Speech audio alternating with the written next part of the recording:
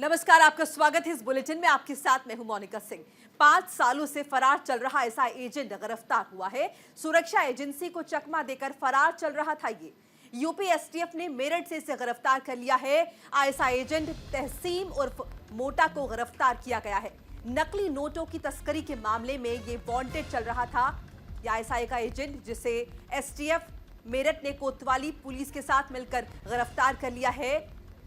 आरोपित से पाकिस्तान से संबंधित विभिन्न बिंदुओं पर पूछताछ की जा रही है। मामले में अधिकारियों ने जानकारी देते हुए बताया है, यूपी डीजी ने बताया है कि अगस्त 2023 में शामली कोतवाली क्षेत्र के मोहल्ला बर्फ करने वाली गली से 6 लाख के नकली नोट के साथ इमरान को गिरफ्तार कर लिया था। इस मामले में तहसीम उर्फ मोटा के खिलाफ भी नाम मुकदमा दर्ज किया गया था। इसके अलावा 13 अगस्त को उसके भाई कलीम को एसटीएफ मेरठ ने गिरफ्तार किया था, जिसका संपर्क आईएसआई से हो ना पाया गया था। और अब आईएसआई एजेंट तहसीम, जो कि फरार चल रहा था, उसे भी गिरफ्तार कर लिया गया है। अयोध्या का जो कार्यक्रम है वो पूरे देश और विश्व के लिए बहुत ही महत्वपूर्ण दिन है और उसके लिए व्यापक सुरक्षा के प्रबंध किए जा रहे हैं। अयोध्या आने जाने वाले रोड को सुरक्षित किया जा रहा है, उसे एनक्रोचमेंट्स से मुक्त किया जा रहा है। नियमित अंतरालों के बाद से वहाँ पुलिस का प्रेजेंस, चाहे वो 112 की गाड़ियाँ हो, व्यक्तिगत रूप से फुट पेट्रोलिंग, तथा जो हमारी ऑपरेशन त्रिनेत्र चल रही है उसको लेके सीसीटीवी की भी कवरेज कराई जा रही है। कार्यक्रम के दिन तथा उसके बाद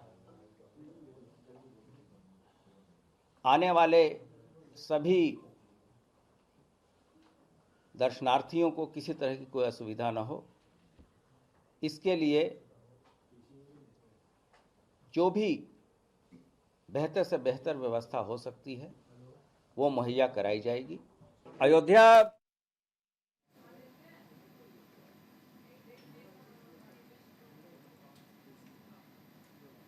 और कांग्रेस ने अस्वीकार किया है प्राण प्रतिष्ठा का न्योता। सोनिया गांधी खड़गे प्राण प्रतिष्ठा कार्यक्रम में शामिल नहीं होंगे। अधीर रंजन चौधरी भी अयोध्या नहीं जाएंगे। कांग्रेस ने आरएसएस का कार्यक्रम बताकर निमंत्रण को अस्वीकार कर दिया है। न्योता अस्वीकार करने पर बीजेपी ने कांग्रेस को घेरा और कहा कि कांग्रेस को राम के अस्तित्व पर विश्वास नहीं है। आपको बताएं कि सोनिया गांधी और खड़गे अयोध्या नहीं जाएंगे। अधीर रंजन चौधरी भी इस कार्यक्रम में शामिल नहीं होंगे। प्राण प्रतिष्ठा होनी है 22 जनवरी को, जहां पर नहीं जाने का फैसला लिया है कांग्रेस ने। और अब बीजेपी ने कांग्रेस को आड़े हाथों लिया है, कह दिया है कि राम के अस्तित्व पर कांग्रेस को भरोसा नहीं है। पहले ही कांग्रेस काल्पनिक बता चुके हैं श्री राम को और अब कांग्रेस नहीं जा रही है। जबकि कांग्रेस का कहना है कि ये पूरा प्रोपेगेंडा है बीजेपी का, आरएसएस का। उन्होंने इस कार्यक्रम को प्रोपेगेंडा बताया और यहां जाने से इनकार कर दिया, जिसके बाद बीजेपी ने आड़े हाथों लिया है। बीजेपी नेताओं की प्रतिक्रियाएं देखने को मिली हैं। और कल न्यूज इंडिया के कार्यक्रम के दौरान तमाम धर्मगुरु जो यहां पर मौजूद थे, उन्होंने भी कांग्रेस को आड़े हाथों लिया।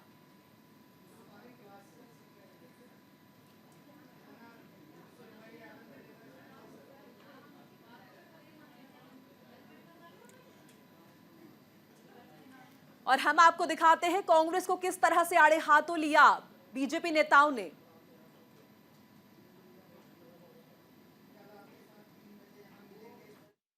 कांग्रेस का अब तक का जो चरित्र रहा है उसका ये पुनः उद्धरण है। कांग्रेस पार्टी ने जिस प्रकार से भगवान राम को काल्पनिक बताया, भगवान राम के अयोध्या में मंदिर निर्माण पर लगातार रोड़े अटकाए, तो ये उनका वास्तविक चेहरा फिर से उजागर हुआ है। वैसे भी राम को श्रद्धा की दृष्टि से कांग्रेस ने कभी भी नहीं देखा। उन्होंने कहा कि ये तो काल्पनिक है और रामचरितमानस भी काल्पनिक है, और इसलिए उनके लिए भगवान राम आस्था का केंद्र नहीं है। और ये देश की जनभावनाओं का भी अपमान है, और मैं समझता हूँ जनता इसका जवाब कांग्रेस को आने वाले चुनाव में भी देगी। कांग्रेस पार्टी अगर नहीं समझती है ये कोई संघ का कार्यक्रम है, ये तो राष्ट्र का कार्यक्रम है, पूरी अब कांग्रेस पार्टी का इतना छोटा दिल है, तो इतना ही कहूंगा, प्रभु कांग्रेस को सद्बुद्धि दे। कि श्री राम जन्मभूमि केस में जो बाबरी मस्जिद पक्ष के पक्षकार इकबाल अंसारी थे, उनको इनवाइट किया गया है। यह हिंदू धर्म की महान उदारता के परंपरा के अनुरूप है। गोली चलाने वालों को भी इनवाइट किया गया। बताइए, वो आने को तैयार हैं जो मुख्य पक्षकार थे। इस प्राण प्रतिष्ठा का बहिष्कार करके कांग्रेस पार्टी और कांग्रेस की परंपरा, कांग्रेस गोत्र के जितने दल हैं, उन्होंने ये स्पष्ट कर दिया है कि वो राजनीतिक दृष्टि से निष्प्राण तो होते ही जा रहे थे, अब उनकी प्रतिष्ठा भी समाप्त हो गई। श्री नरेंद्र मोदी जी के प्रति आपके मन में जो भी ईर्ष्या है, द्वेष है, इंफीरियरिटी कॉम्प्लेक्स है, उसको लेकर आप भारत के विरोध तक चले जाते थे, आज भगवान के विरोध तक चले गए। देखिए, राम मंदिर और भगवान राम सबके हैं। राम मंदिर को भाजपा का समझ लेना दुर्भाग्यपूर्ण है। राम मंदिर को बीजेपी का मानना दुर्भाग्यपूर्ण है। राम मंदिर को आरएसएस, विश्व हिंदू परिषद, बजरंग दल का मान लेना ये दुर्भाग्यपूर्ण है। मुझे पूरा भरोसा है कि कांग्रेस हिंदू विरोधी पार्टी नहीं है, कांग्रेस राम विरोधी नहीं है। ये कुछ लोग हैं जिन्होंने इस तरह का फैसला कराने में भूमिका अदा की है। ये बड़ा गंभीर विषय है। आज मेरा दिल टूट गया है, और इस फैसले से करोड़ों कांग्रेस के कार्यकर्ताओं का दिल टूटा है। नहीं, सब लोग विरोध करेंगे, क्योंकि निमंत्रण कोई भाजपा ने नहीं दिया है, सरकार ने नहीं दिया है, उसे श्री राम जन्मभूमि तीर्थ क्षेत्र ट्रस्ट ने दिया है, और उसे नकारना निश्चित तौर से यह रामद्रोही जो उनका आचरण है वो प्रकट हो जाता है। भगवान राम को काल्पनिक वो पहले ही बता चुके थे। अब रामलला जब भव्य मंदिर में विराजमान होने जा रहे हैं, तब ऐसा उनका निर्णय निश्चित तौर से विनाश काले विपरीत बुद्धि। मैं तो सीधे तौर पे मानता हूं कि इतना दुर्भाग्यपूर्ण क्षण होगा कि मर्यादा पुरुषोत्तम राम के इर्द गिर्द भी आप राजनीति करेंगे। मेरे और मेरे राम के बीच में सीधा ताल्लुक। गांधी मंदिर जाकर के राम भक्त नहीं बनते थे, वो अवधारणा अंदर थी, इसलिए स्वर्ग गए, हे राम कहते हुए गए। आप हैं कौन? आपने ठेका ले रखा है कि जो आए वो हिंदू, जो ना आए। एक मेरे और मेरे ईश्वर के बीच में ये जो ठेकेदारी का कॉन्ट्रैक्चुअल सिस्टम विकसित किया है ना, ये मैं समझता हूं हिंदू धर्म का भी कभी स्वभाव नहीं रहा है। देखिए, ये लोग सीजनल हिंदू हैं। जब इनको लगता है कि हमें वोट लेना है तो सॉफ्ट हिंदू बनने की कोशिश करते हैं। और कांग्रेस पार्टी तो मैं नेहरू से लेकर के अब तक कोई अयोध्या नहीं गया है। नैतिक ताकत नहीं है, क्योंकि अयोध्या प्रभु श्री राम को कोर्ट में लटकाने भटकाने का काम तो कांग्रेस ने ही की है। तो इसकी नैतिक ताकत नहीं है कि अयोध्या में जाकर के प्रभु श्री राम को प्रणाम करें।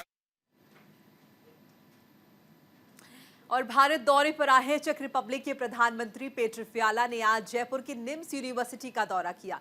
निम्स पहुंचने पर पीएम फियाला का निम्स यूनिवर्सिटी के चेयरमैन और चांसलर डॉक्टर बीएस तोमर ने गर्मजोशी से स्वागत किया। प्रधानमंत्री पेटर फियाला ने निम्स के अलग अलग विभागों का दौरा किया और मेडिकल के क्षेत्र में हो रहे रिसर्च और इनोवेशन के बारे में जानकारी ली। पीएम फियाला निम्स में हो रहे रिसर्च और इनोवेशन को देखकर बेहद प्रभावित हुए और उसकी सराहना की। निम्स की ओर से पीएम फियाला को डॉक्टरेट की उपाधि भी दी गई। इस दौरे में पीएम फियाला के साथ एक उच्च स्तरीय प्रतिनिधिमंडल भी आया था, जिसमें निम्स और चेक रिपब्लिक के बीच medical research, artificial intelligence, robotics और साइबरनेटिक्स को लेकर एमओयू पर हस्ताक्षर किए गए। पीएम फ्याला ने निम्स कैंपस में Petr Fiala global institute of health research innovation का भी शिलान्यास किया। फ्याला निम्स के चेयरमैन डॉक्टर बीएस तोमर ने चेक रिपब्लिक के साथ मेडिकल रिसर्च के क्षेत्र में बढ़ते सहयोग को और मजबूत करने को लेकर जोर दिया। ये 4 तस्वीरें हम आपको दिखा रहे हैं किस तरह से निम्स में स्वागत हुआ है पीएम पेट्रा फ्याला का, और डॉक्टरेट की उपाधि उन्हें दी गई, सम्मान दिया गया। दोनों के बीच एमओयू पर हस्ताक्षर हुए और उसके बाद पेट्रा फ्याला ने इंस्टीट्यूट का शिलान्यास किया। ये ग्लोबल इंस्टीट्यूट है जिसका शिलान्यास आज हुआ। 4 तस्वीरें हम आपको दिखा रहे हैं टीवी स्क्रीन पर। पीएम फ्याला ने आधारशिला रखी और इस दौरान डॉक्टर बीएस तोमर जो कि निम्स के चेयरमैन हैं वो मौजूद रहे। दोनों ने मिलकर आप आगे की रणनीति, आगे की साझेदारी पर बातचीत की।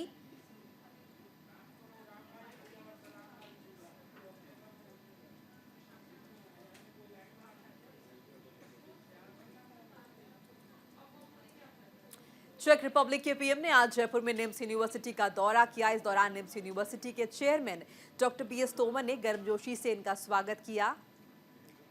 निम्स यूनिवर्सिटी के दौरे पर आए चेक रिपब्लिक के पीएम पेट्रा फ्याला को डॉक्टरेट की मानद उपाधि दी गई। ये देखिए तस्वीरें हम आपको दिखा रहे हैं। पेट्रा फ्याला ने कहा कि निम्स स्वास्थ्य के क्षेत्र में बेहतरीन काम कर रहा है, यानी जो विजन यहां पर डॉक्टर तोमर का था वो विजन जो है वो पूरा होता हुआ नजर आ रहा है।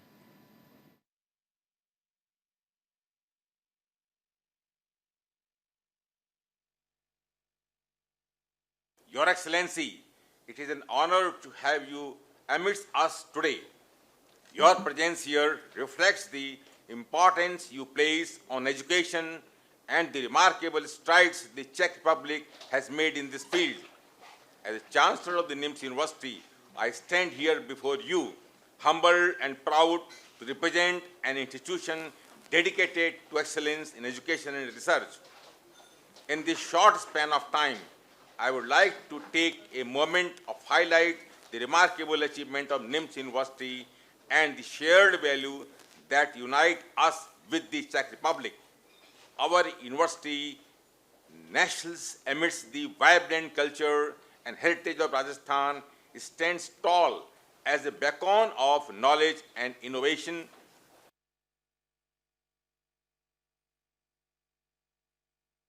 NIMS University has become a center of excellence, offering a diverse range of programs that cater to both national and international students.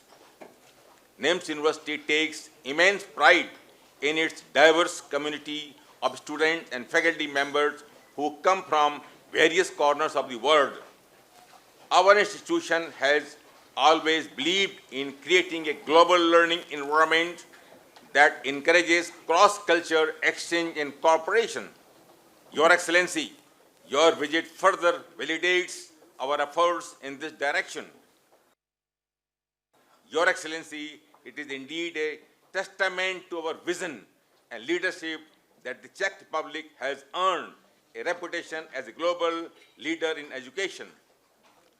Through your unwavering commitment to education reforms and fostering a knowledge-based economy, you have paved the way for the Czech Republic to become a hub for research and technological advancement. We at NIMS University admire the strides you have made and hope to further strengthen our ties through meaningful collaborations in the field of education, research, and innovation. As we celebrate your visit, I would like to extend my gratitude to the Czech Republic for its invaluable contribution to the field of science, art, and culture. Your country has gifted the world with outstanding thinkers, writers, musicians, leaving an indelible mark on our collective human heritage.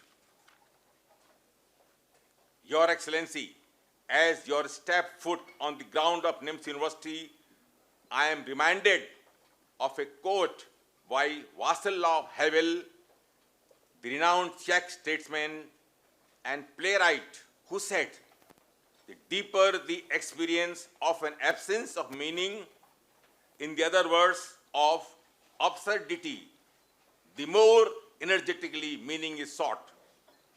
Today, let's seek meaning in the bonds we forge, the knowledge we share, and the exchanges we foster. Let us embrace this occasion as an opportunity to further strengthen the ties between our nations and work together towards a brighter future for our youth.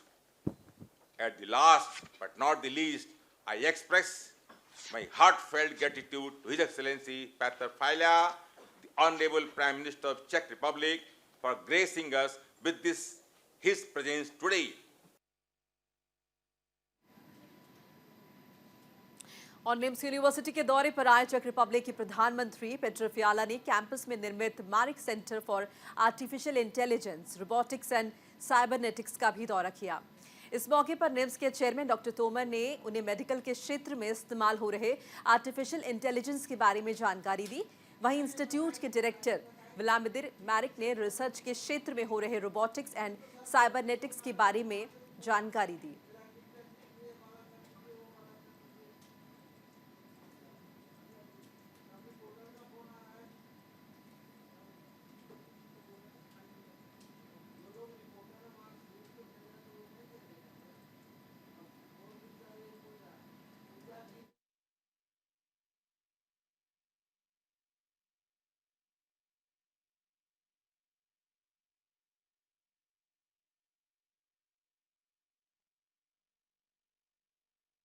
This prestigious recognition is a testament to his extraordinary contributions and unwavering commitment to the betterment of society.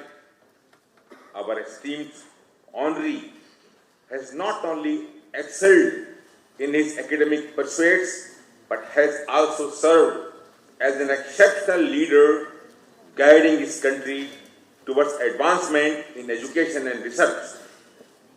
His commitment to the advancement of higher education is truly commendable, and we are grateful for his contribution to the global academic community.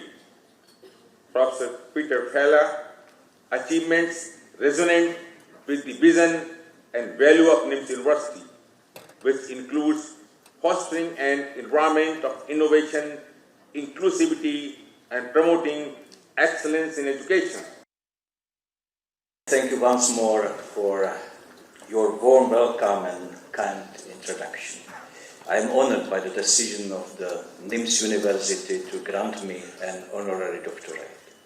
On the personal level, I see this recognition as one of the biggest honors possible.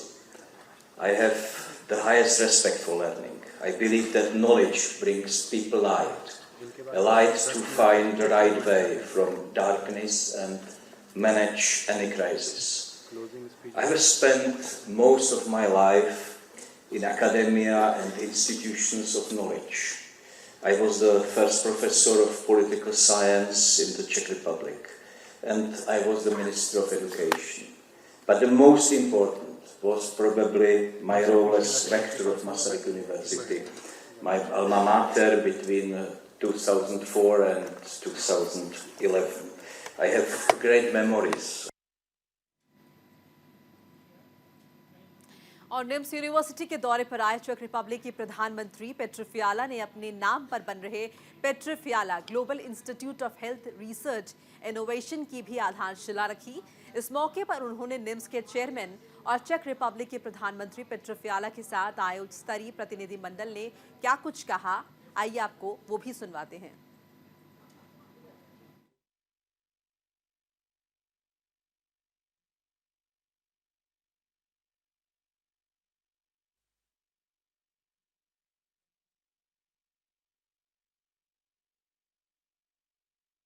Further extension of collaboration between two esteemed institutions, the Czech Institute of Informatics, Robotics and Cybernetics and the Marik Institute of Informatics, Robotics and Cybernetics of NIMS University. This collaboration is not just a mere coming together of two institutions. It represents the union of minds, expertise, and innovation. It signifies a powerful partnership that will shape the future of informatics, robotics, and cybernetics, not only in our respective countries, but on a global scale.